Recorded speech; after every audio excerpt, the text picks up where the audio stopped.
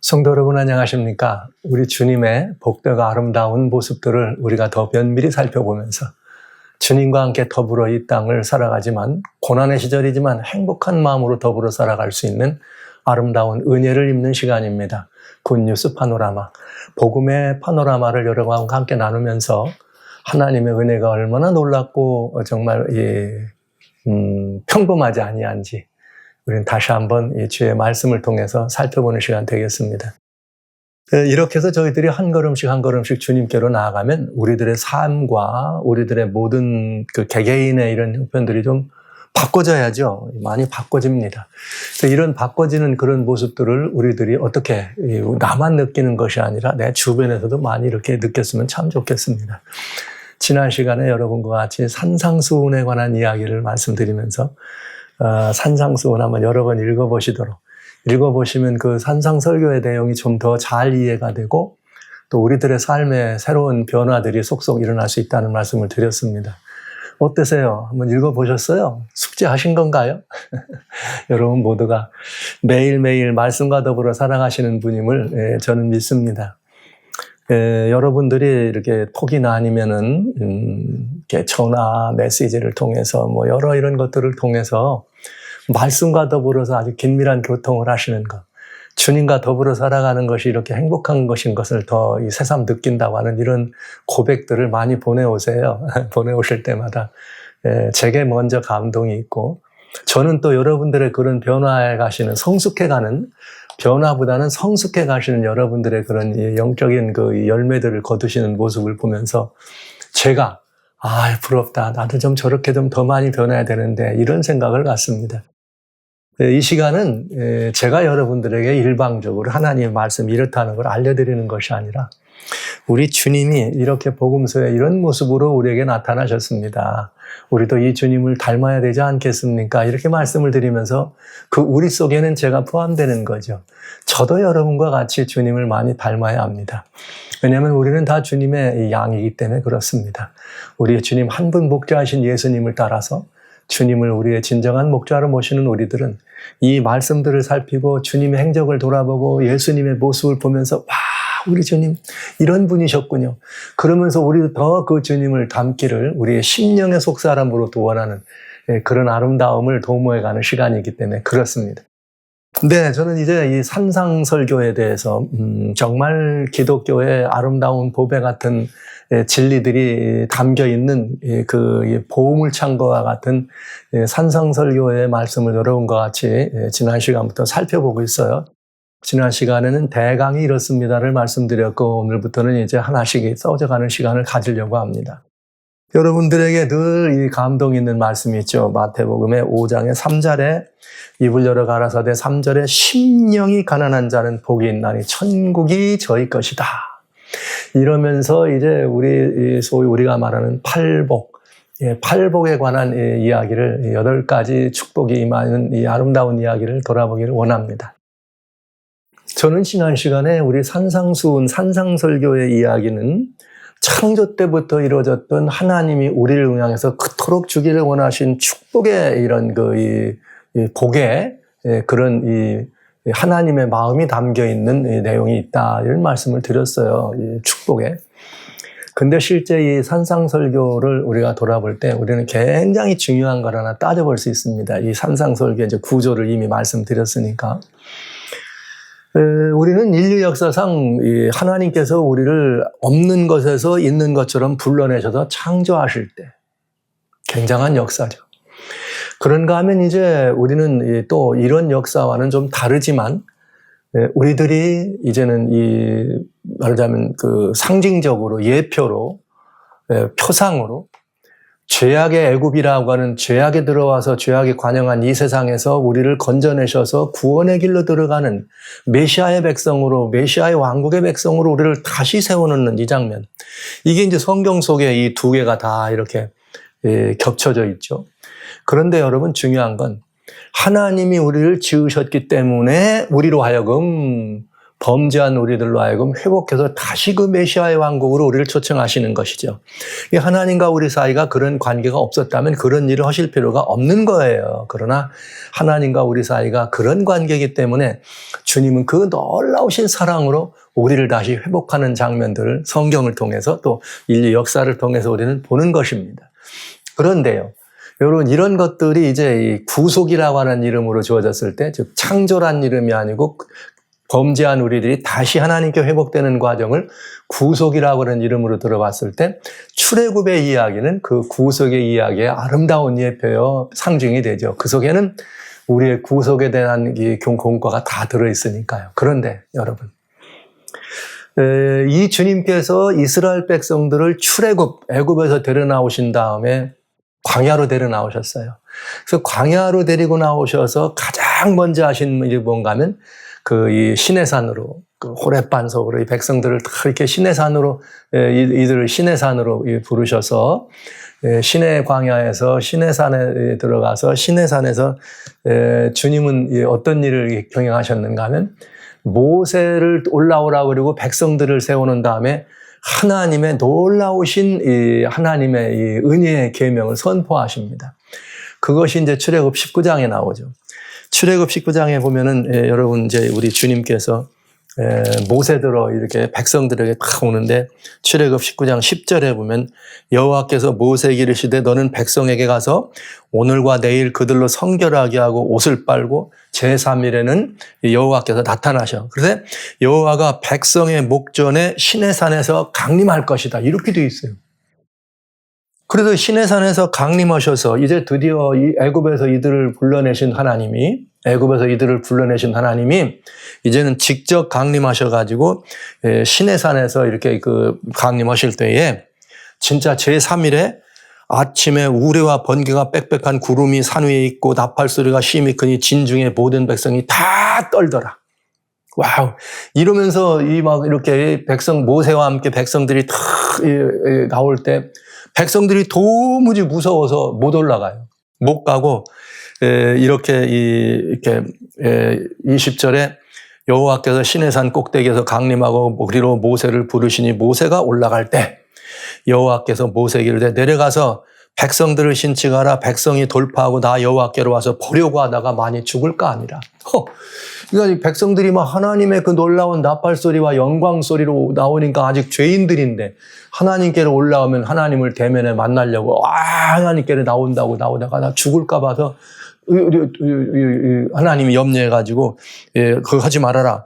그래서 이 백성들을 살게 하기 위해서 백성들은 밑에 있고 하나님이 이제 모세에게만 내려와서 이 말씀을 전하는 걸로 이렇게 이 얘기가 되면서 처음으로 하나님이 영광 중에 모세에게 나타나셔 백성들에게 주신 것이 십계명이에요. 십계명. 그게 출애굽 20장이에요. 출애굽 20장에 이제 하나님이 모든 말씀으로 일러 가라사대. 이게 하나님의 말씀입니다. 그러니까 여호와의 말씀이라고 할 때 하나님의 계명이죠. 근데 특별히 여기 말씀 중에서 10가지의 말씀은 우리는 십계명이라 그래. 이렇게 10계명을 말씀하신 다음에 이걸 직접 친수로 돌판에 깎아서 기록해서 드렸죠. 그때 백성들은 십계명을 받은 거예요. 백성들은 18절에 뭇 백성이 우레와 번개와 나팔 소리와 산의 연기를 본지라 그들이 볼 때 떨며 멀리 서서 모세에게 이르되 당신이 우리에게 말씀하세요. 우리가 듣겠습니다. 하나님이 우리에게 말씀하지 말게 하세요. 우리가 죽을까 무서워서 그러니까 여기에 뭐가 있어요? 하나님의 이 십계명을 받을 때 이 백성들은 어마어마하게 이 하나님에 대한 두려움, 경외를 넘어서는 두려움으로 그 앞에 나갈 수가 없었어요. 그리고 하나님의 이 계명을 반포했습니다. 그러니까 이들이 들은 그 하나님의 십계명은 엄청난 그야말로 이 하나님이 처음 백성들에게 직접 말씀으로 주시는 하나님의 언약의 말씀인데 이게 이제 10개 우리는 계명이라고 하지만 이건 언약의 말씀입니다. 언약의 말씀인데 우리는 이 언약의 말씀을 무섭고 가공할 만한 두려움으로 받은 거죠. 그래서 이렇게 이 시내산에서 받은 이 율법을 그들이 받았기 때문에 돌판에다 기록해둔 그 문자에 대해서 그들은 아주 문자 자체에서 이 하나님의 말씀에 대한 경외심을 가지고 문자에 매달려 가지고 두려움과 공포와 그야말로 이 하나님의 공의, 율법 하나님, 재판장이시나 이런 하나님으로 유대 백성들은 그저 하나님의 이 모든 것들은 재판장으로만 받아들였다고 하는 사실, 매우 불행한 일이었습니다. 여기 출애굽 여기도 이렇게 받아들였어요. 그래서 이스라엘 백성들이 처음에 광야에서 모세를 중심으로 백성들을 조직할 때도 이 1000부장을 뽑고 500부장을 뽑고, 여기 이제 출애굽에 나오는 이야기죠. 1000부장 뽑고 500부장을 뽑는데 여기 18절에 나오잖아요. 18절에 나와서 재판할 사람들을 뽑은 거예요. 50부장, 10부장 뽑아가지고 재판하도록. 그런데 오늘 이 장면은 굉장히 이스라엘 사람들에게 엄히하고 두려워서 잊을 수 없는 장면이었습니다. 그런데 오늘 그 하나님이, 여기 사실은 이 십계명을 반포한 그 하나님이 바로 지금 이 땅에 임마누엘이신 하나님으로 오셨어요. 너희 중에 거하는 하나님으로, 임마누엘, 마태복음 1장 20절에 임마누엘이라라. 임마누엘로 우리한테 오신 것입니다. 오셔서 이번에는 시내산이 아니고 갈릴리 호수가 바라보이는 산 위에 오르시면서, 여기 뭐라고 나오느냐면 예수께서 무리를 보시고 산에 올라 앉으시니 제자들이 나아온지라. 지금 시내산에서 하나님께 나갈 때하고는 전혀 다른 모습이에요. 와우, 이 많이 다르죠? 그때는 막 무서워서 백성들이 두려워서 못 올라가는데, 예수 그리스도, 하나님의 아들 예수 그리스도로 오신 분, 영광의 임마누엘로 우리 중에 머무시는 이 예수님, 신성을 덮으시고 인성으로 나오신 이 예수님 앞으로는 무리들이 산으로 향해서 예수님을 향해 올라갔다는 것이죠. 저는 이 장면이 시내산에 하나님께 올라가서 두려워 떨던 백성들과 지금 예수님이 산에 계실 때 산으로 따라 올라왔던 백성들과 사이에 오버랩되면서, 이야, 이것이 똑같이 하나님이 이스라엘 백성들을 불러내셔서 하나님의 말씀으로 언약의 말씀을 선포하셨는데, 그 두려움으로 백성들이 그 하나님을 누구로만 받아들여요? 율법 하나님, 공의 하나님으로만 받아들였지만, 여기 우리 예수님은 어떤 하나님으로 하나님을 보이시는가? 백성들이 다 예수님 앞에 나와가지고, 아마 어쩌면 예수님이 큰 바위 덩어리에 앉으셨겠죠? 평평한데 앉으시면. 거기에 또 백성들은 그 위에 다 와가지고 나무숲에도 백나무에도 여기저기 웅성웅성거리면서 무더기로 앉아가면서 거기서 시내산에서 율법을 반포했던 그 하나님의 똑같은 음성을 이번에는 예수 그리스도를 통해서 듣는 거죠. 근데 그때는 두려워 떨었습니다. 그러나 이제는 어떻게 하는 거예요? 두려워 떠는 게 아니었어요. 왜 두려워 떨었던가? 지난 시간에 말씀드렸지만 여기 7장에 29, 30절에 보면 이분의 가르침은 서기관들의 가르침과는 다르네요. 즉 율법을 받았던 서기관들이 가르쳤던 그 가르침은 시내산에서 하나님께 받은 그런 하나님을 어떻게 한 거예요? 율법을 통해서 가르친 거죠.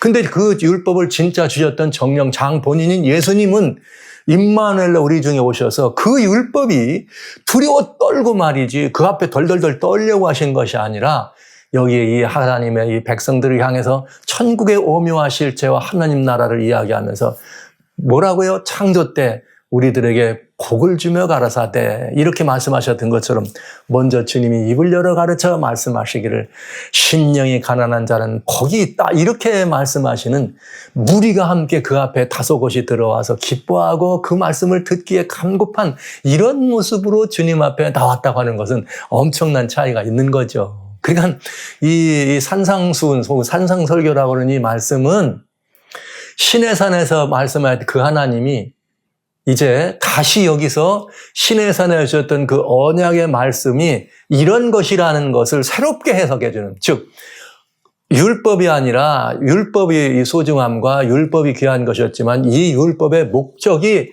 사랑이었다는 것. 그 율법을 주었던 그 하나님은 사랑이었다는 것을, 그래서 율법은 은혜로 덮여져 있는 하나님의 율법을 말씀하시면서 여기 산상수훈 우리들에게 가깝게 다가오게 된 것입니다. 여러분 한번 그 장면을 상상해 보세요. 시내산에서 하나님, 지금 산상수훈 갈릴리 호수가 바라보이는 산에 계신 하나님.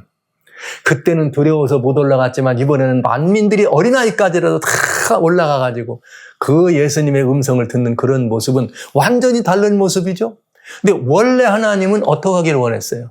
원래 하나님은 이렇게 하나님과 우리 사이는 이 산상에서 예수님과 함께 더불어 살기를, 그런 메시아의 왕국의 지인으로 말이죠. 하나님 우리와 더불어 살기를 원하셨는데 범죄한 인간이 하나님을 그런 자리로 멀리 세워놓으신 것이죠. 오늘 우리 가까이 오신 하나님, 임마누엘이신 그 하나님이 우리 앞에 서셔서 똑같은 이야기를 지금 하시는 거예요. 너는 나 외에 다른 신을 내게 있게 하지 말지니라. 이렇게 말씀하신 그 하나님이 하나님의 말씀으로 이렇게 백성들에게 이야기하셨던 그 하나님이 여기 그 말씀이 바로 이런 의미라는 거를 이제 이 새로운 왕국의 도래, 메시아의 왕국에 임해서 있어야 될 아름다운 이야기를 해주신 것이 바로 산상수훈의 말씀입니다. 그러면 이제 여러분, 우리는 이 말씀을 굉장히 깊이 은혜롭게, 이 말씀의 목표가 이렇게 은혜의 이 말씀이었다는 사실을 잘 이해하면 우리는 굉장히 중요한 하나님이 어떤 분이신가를 여기서 깨닫게 되는 복된 시간이 되겠습니다.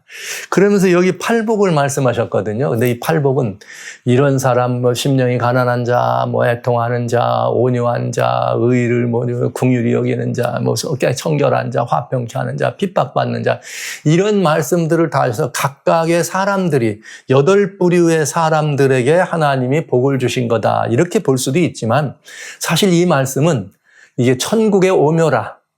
여러분, 뭐와 이 말씀을 잘 이렇게 빗대면은 이게 잘 연결이 될 수 있느냐면, 하나님의 아름다우신 성품이 우리들에게 체계적으로 보여져 있는 것이 있어요. 그게 어디냐? 갈라디아 5장 22절 23절이죠. 성령의 열매예요.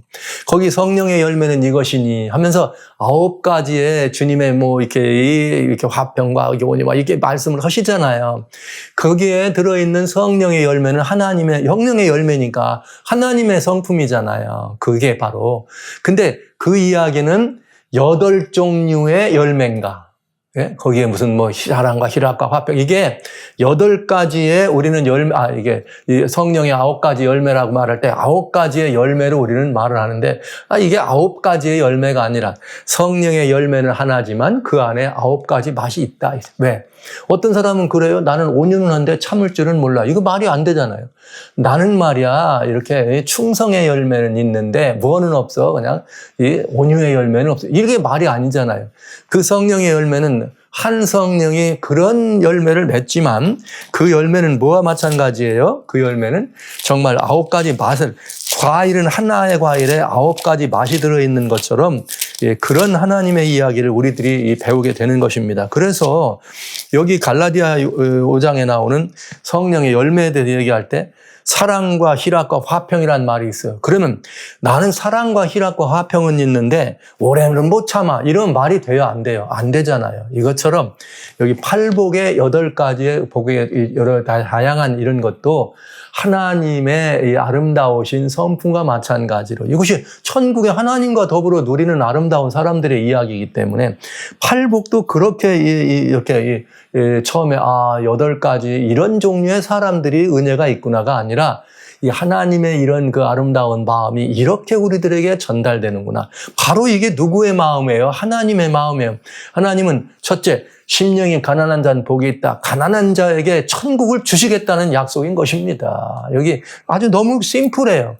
우리는 이 말씀을 얘기할 때 여기 심령이 가난한 자는 복이 있다고 이야기할 때도 각각 나올 때 이것들이 하나님의 성품과 관련되어서 이해를 하면 더 많은 은혜를 우리가 얻을 수가 있겠습니다. 그래서 심령이 가난한 자는 복이 있나니 천국이 저희 것이며 할 때 이게 똑같은 이야기지만 여기 이야기를 마태복음 6장에서는 누가복음 6장에서는 20절에 심령이란 말이 없습니다. 그냥 가난한 자는 복이 있다, 이렇게 돼 있어요. 가난한 자는 복이 있다. 그래서 어떤 분들은 그런 말해요. 거기에 누가복음에 가난한 자는 복이 있다 그랬는데 그걸 마태가 기록할 때는 거기다가 심령이란 말을 더했다, 이렇게 표현합니다. 왜 이렇게 되면은 우리는 성경 말씀을 이해할 때 너무나 많은 거기다 이렇게 막 칼질을 하고 난도질해서 인위가 포함되는 말씀을 볼 수가 있잖아요. 그냥 성도 여러분, 여기 누가가 봤을 때 가난한 자와 여기 마태가 봤을 때 심령이 가난한 자는 다른 이야기가 아니라 하나의 이야기다. 왜냐? 하나님의 말씀이니까. 이렇게 보시면 인위적으로 뭘 더했다 안 했다 이런 생각들을 뺄 수가 있습니다. 그러면서 또 한 가지 우리 여기 심령이 가난한 자라는 말을 하면서 잘 우리가 꼭 생각해야 될 것인데 그건 뭐냐면 우리는 가끔 그런 생각을 할 때가 있어요. 뭐 하나님 얘기할 때 막 이건 영적인 것, 이건 육신적인 것, 이걸 많이 구분합니다. 그래가지고 그리스도인의 생애는 영적인 생애이기 때문에 땅의 것들은 아무것도 아니야 그러면서 마치 영성 생활하는 사람들은 우리가 살고 있는 이런 물리적 삶이나 생활에 대해서는 굉장히 등한시해도 되는 것처럼 그렇게 하고 영에 충만한 이런 생각하는데 no, 그렇지 않습니다. 그리스도인의 삶이라는 것은 영과 육을 분리해서 생각하면 안 되는 거예요. 우리의 삶 자체가 하나님과 함께 교통할 때 나는 영이요. 나 자체가 이 존재 자체가 영이 되는 것입니다. 이렇게 생각하면은 심령이 가난한 자는 복이 있다고 한 말이나 가난한 자는 복이 있다고 한 말이나 다른 의미가 아니라 하나의 의미로 받아들여질 수 있다는 것을 먼저 말씀을 드립니다.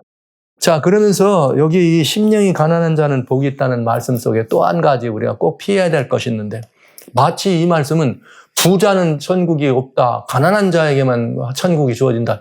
이런 개념으로 받아들이는 분은 안 계시겠죠. 네, 이런 분을 생각으로 받아들이는 분은 안 계시겠지만 그러나 은연중에 우리 교회 안에서나 그리스도인 삶 속에서는 조금 그런 의미가 있어요. 뭐 하다가 조금 내가 조금 좀 소위 말하는 있다, 가졌다고 하는 사람들에 대해서 약간의 뭐가 좀 이렇게 느껴지는 열등감이나 상대적 빈곤감을 느낄 때는 꼭 무슨 말을 해요? 가난한 자는 천국일 것이라 그랬어. 이렇게 하면서 부자는 천국 가기 어려워. 이런 의미로 우리는 이렇게 이 말씀을 활용할 때가 있다는 거죠. 그러면서 하나님이 우리에게 천국을 약속했으니까 우리는 복이 이렇게 얘기하는 건 하나님의 말씀에 대한 대단히 중요한 우리들의 뭐라고 얘기할까요? 잘못된 적용이다. 이렇게 말씀을 드리면 좋겠습니다. 하나님이 가난한 사람은 사랑하고 부자는 미워하십니까? 하나님이 부자는 부자를 더 이렇게 애지중지하시고 가난한 사람은 하나님 멸시 아니잖아요. 하나님 앞에는 모든 사람들이 가진 자나 안 가진 자나 부자나 아무 이런 구분이 없잖아요. 갈라디아 3장 28절. 우리 주님 앞에는 종이나 자주자나 와우. 종도 자주자도 이게 유대인이나 헬라인이나 남자나 여자 없이 다 하나예요. 은혜를 나누는데도 하나, 하나님의 사랑의 수혜도 하나라는 사실. 이게 그리스도인의 높은 말하자면 이 신앙의 표준이 되는 것입니다. 스스로 자기가 가난하다고 생각하는 사람이 있고 진짜 가난한 사람이 있잖아요. 그것처럼 많은 걸 가졌다 그래도 자기는 가난한 하나님 앞에 가난한 자가 얼마든지 있을 수 있는 것입니다.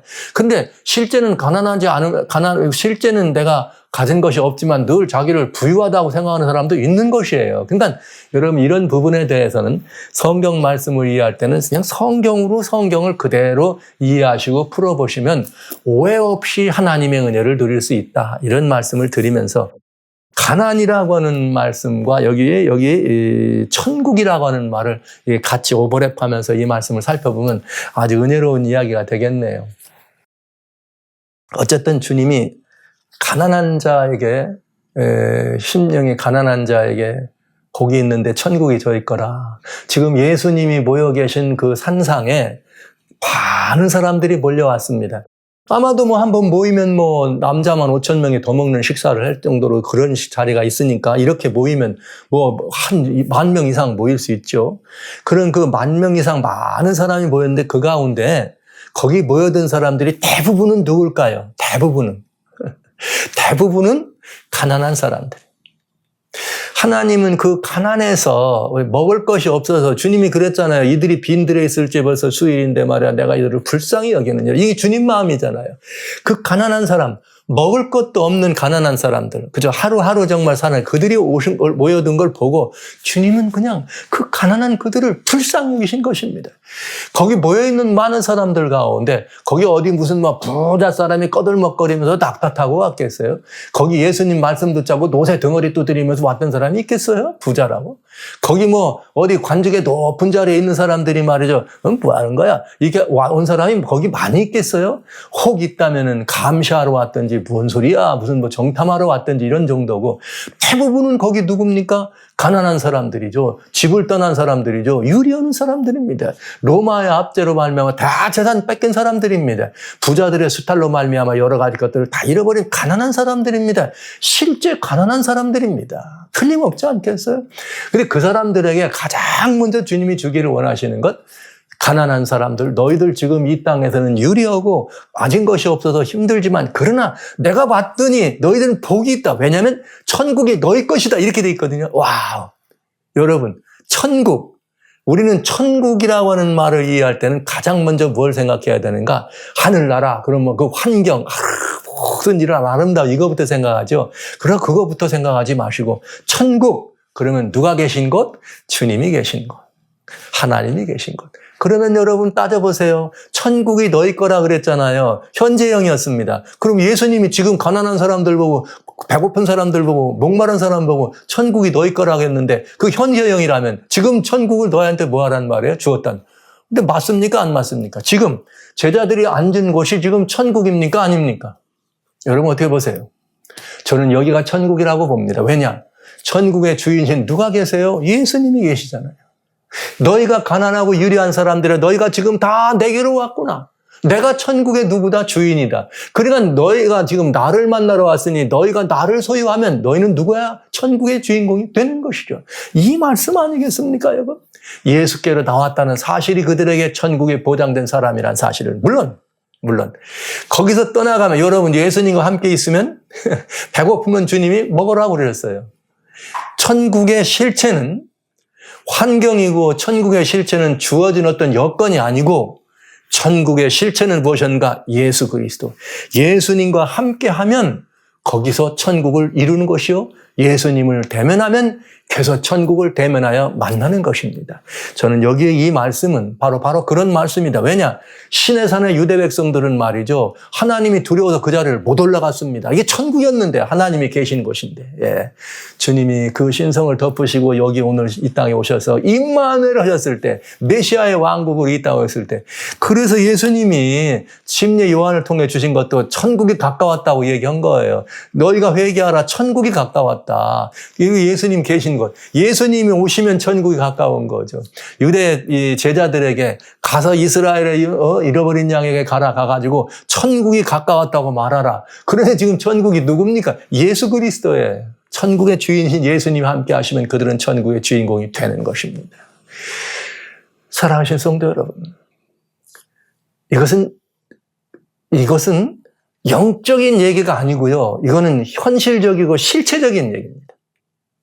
여러분들이 이 땅에 계시지만 천국은 환경적으로 주어지는 것이 아니고 예수님과 여러분 사이의 관계에서 이루어지는 것이 우선입니다.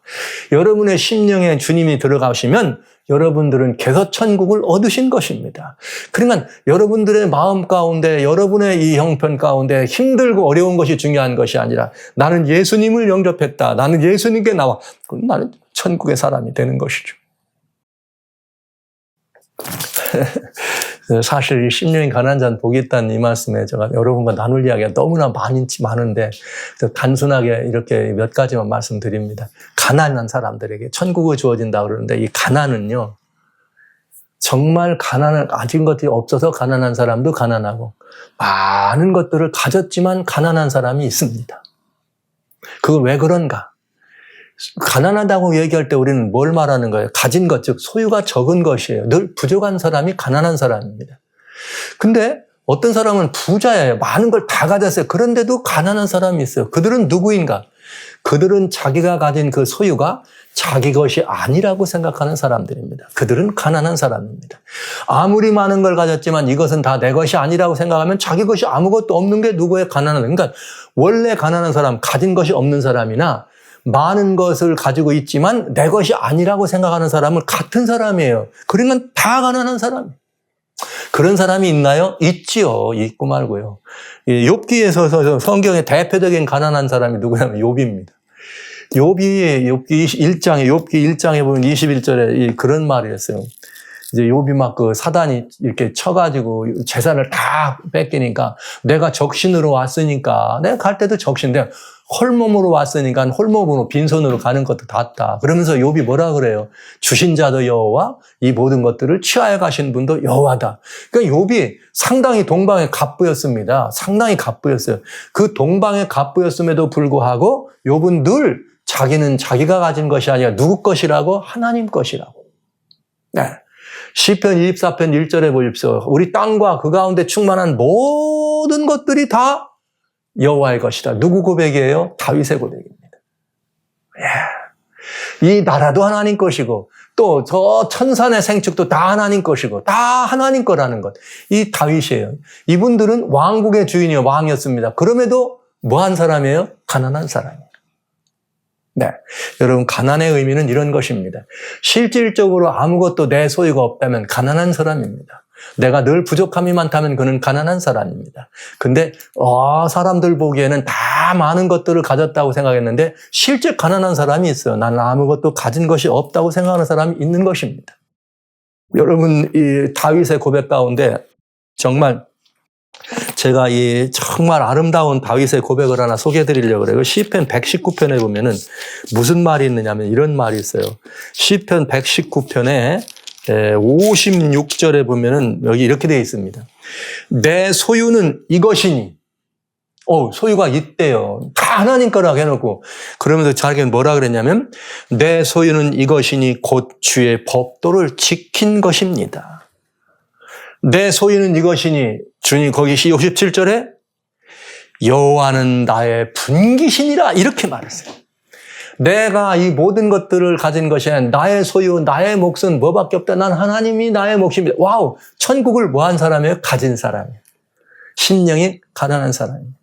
여러분 여기 분명히 말했어요. 시편 119편 56절 나의 소유는 여호와의 말씀을 내가 어떤 것입니다. 지킨 것입니다. 그러면서 57절 여호와는 나의 뭐예요? 분기. 내 뭐예요? 내가 받은 하나님께 받은 내 목걸은 오직 하나님입니다. 그러면 여호와가 내 분기시니까 여호와가 내 분기시면 여호와를 내가 소유한 것이니까 여호와가 누구의 천국의 주인 아닙니까? 그러면 천국이 누구 것이에요? 나의 것이다. 이렇게 이런 말씀으로 여러분들에게 말씀드리면 너무 추상적이다 이렇게 말씀하실 수 있겠습니다. 그러나 이 욥이나 다윗의 경험은 추상적 개념이 아닙니다. 저는 여러분들이 이 땅에 살아가는 날 동안 고난이 있고 헐벗고 주림이 있고 또 여러 정말 이런 것들 부족함이 있어서 소유의 부족함이 있어서 어찌할 바를 모를 때 그러나 여러분 내 몫은 다윗과 같이 아니야. 내가 저들이 가진 것을 보면서 너희는 상대적 빈곤. 저는 대한민국에 태어난 오늘날 이 시대에 태어난 건 정말 너무 감사의 조건이죠. 제3세계 아프리카 같은 데 태어나지 않고 하루에 한 끼 간신히 어떻게 막 죽 같은 거 누가 던져주는 걸 먹어야 되는 거기서 안 태어난 거 얼마나 감사합니까? 오늘날 대한민국에 그래도 우리가 그저 먹고 사는 이런 문제로는 사실 따지고 보면 그렇지는 않잖아요. 그런데 늘 상대적 빈곤을 느끼는 경우가 더 많아요. 내가 가난하다고 느끼는데 상대적 빈곤 때문에 오는 가난감이 더 많은 것 같습니다. 오늘날 이 시대에 살아가면서. 근데 만약에 우리도 이 욥이나 다윗과 같이 여호와 하나님이 나의 분기십니다. 하나님이 나의 분기십니다. 이 모든 것들이 아니라 오로지 하나님만 나의 분기십니다 하는 사람은 뭘 가진 사람이에요? 천국을 소유한 사람이 되는 것이죠. 또 다른 의미에서 천국을 소유한다고 할 때 사람들이 이제 부자라는 개념에서 왜 부자가 이 가난한 사람과의 이 개념 속에서 천국과의 관계 속에서 잘 나타나는 게 마태복음 19장. 마태복음 19장 23절에 보면 예수님이 부자는 말이야 천국에 들어가기가 참 쉽지 않아. 낙타가 바늘기로 들어가는 게 더 쉬울 거야. 이렇게 표현하잖아요. 그랬는데 제자들이 그게 무슨 말이냐. 그 사람은 못하지만 하나님은 하나 이런 말씀을 하셨죠. 근데 그 표현을 왜 하셨느냐. 그 이유가 있습니다. 부자가 하늘나라에 못 간다는 말은 부자기 때문에 못 간다는 게 아니에요. 소유가 많기 때문에 못 간다는 거 아니에요. 거기 19장 21절에 주님이 너 재산 다 나눠줘봐. 그리고 너는 나를 쫓아 그랬더니 이 청년이 21절에 뭐라 하겠는가 하면 재물이 많음으로 근심하고 돌아가더라. 즉 그가 가진 재물은 누구 거예요? 자기 거야. 자기가 가진 거라고 생각했기 때문에 그걸 나눠줄 수가 있어요, 없어요? 못 나눠준 거죠. 그래서 그는 누구예요? 근심하고 그걸 못하고 주님을 좇지 않은 것입니다. 그러니까 소유에 대한 개념이 다른 거죠. 그 부자는 누구였어요? 자기가 가진 전체 소유가 자기 것으로 생각한 것입니다. 그래서 이런 부분들은 우리가 꼭 깊이 생각해 봐야 될 필요가 있다. 이런 의미를 여러분에게 말씀드리면서, 내가 가진 것이 더 이상 내 것이 아니고 하나님 것이라고 생각할 때, 내 것이 아니라 여호와는 나의 분깃이라고 말한 다윗과 같이 생각할 때 나는 가난한 사람이에요. 그러나 모든 것을 가진 사람이 되는 것입니다. 왜? 천국이 저희 것이라 주님이 약속해 주셨으니까요. 여러분 한번 어떠세요? 이런 천국을 한번 가져보지 않으시겠습니까? 메시아의 왕국에서는 그런 부분이 있습니다. 마가복음 10장 14절에는 천국을 누구한테 주셨는가 하면 어린아이들. 천국은 이런 자의 것이니라. 어린아이의 것이라 그랬습니다. 왜 그랬을까요? 요 말을 설명해 준 것이 마태복음 18장 여기 다른 절 3절입니다. 예수님께서 어린아이들을 세우면서 이 어린아이 이런 자와 같이 아니하면, 어린아이와 같이 되지 아니하면 천국에 들어갈 수 없다 그랬어요. 그러니까 이런 자의 것이다 이렇게 말씀하시면서 그 어린아이 것이다 했으니까 어린아이에게 주었다고 말씀하신 것이 아니고 이 어린아이와 같은 사람이 천국을 소유한다 이렇게 말씀하신 거예요. 근데 우리는 그냥 이 천국은 이런 자의 것이고 애들은 다 천국의 주인이야 이렇게 생각하려고 하잖아요. 그거와 마찬가지인 것이죠. 이것처럼 어린아이와 같은 자에게 천국을 준 자. 아이들은 왜 그래요? 아이들은 부모라고 하는 존재로부터, 어른이라고 하는 존재로부터 보살핌을 받고 필요가 채우리고 자기 스스로 할 수 있는 것은 아무것도 없습니다. 모든 것들이 다 어떻게 되는 거예요? 부모나 어른들로부터 아이들에게 주어져야 되는 것이죠. 그렇다면 다윗이 그런 삶을 살았다 이거죠. 어린아이 같은 삶. 내가 많은 것을 가졌다고요? 아닙니다. 이건 다 하나님의 것일 뿐입니다. 나는 하나님이 나의 전부입니다. 그러니까 또 욥도 하나님이 주셨죠. 하나님이 가져가시고 하나님이 챙겨주시죠. 하나님이 이 하나님께 모든 걸 드리면 그들은 누구 같은 분이에요? 어린아이 같은 분. 그러니까 여기 심령이 가난했다는 말은 어린아이와 같다는 말과 이게 우리가 같이 보시면 되겠어요. 왜? 심령이 가난한 자는 복이 있는데 천국이 저희 것이니까 복이 있는 거죠. 근데 또 다른 곳에 예수님은 어린아이 같은 사람이 천국은 그들 것이다. 어린아이 같이 천국을 섬기고 천국을 바라보는 그들에게 하느님은 우리들에게 천국을 주셨다. 이렇게 약속해 주시네요. 그래서 사랑하는 성도 여러분, 예수님이 이 땅에 오실 때 이사야 61장에 1절로 2절에 여호와의 신이 내게 임하면서 주님이 이 땅에 오십니다. 내가 가난한 자에게 복음을 전하러 오셨다. 갈 거다. 이렇게 말씀하셨어요. 메시아가 오면. 그리고 누가복음 4장에 16절에 회당에 들어가십니다. 그러면서 17절, 18절, 19절에 나가면서 18절, 19절에 주님이 뭐라고 말씀하세요? 주의 신이 내게 임하였으니 내가 가난한 자에게 복음을 전하며 포로된 자에게 자유함을, 눌린 자에게 이에 풀려나고 말이요. 눈먼 자에게 말이죠. 보게 한다. 이렇게 말씀하셔서 예수님이 이 땅에 오시는 임마누엘 하나님이 이 땅에 오실 때 제일 먼저 주길 원하신 게 누구예요? 가난한 자에게 복음을 주러 오셨습니다. 그렇게 오신다고 약속했습니다. 그러니까 여기 지금 산에 올라온 모든 이들에게 이 자리에서 예수님께로 나온 그들을 보면서 가난한 자여 그대들에게 뭐 있다? 복이 있다. 천국이 누구 것이다? 그대들의 것이다. 할렐루야. 여러분 예수 그리스도 앞에 가난한 심령으로 서게 되시기를 바랍니다.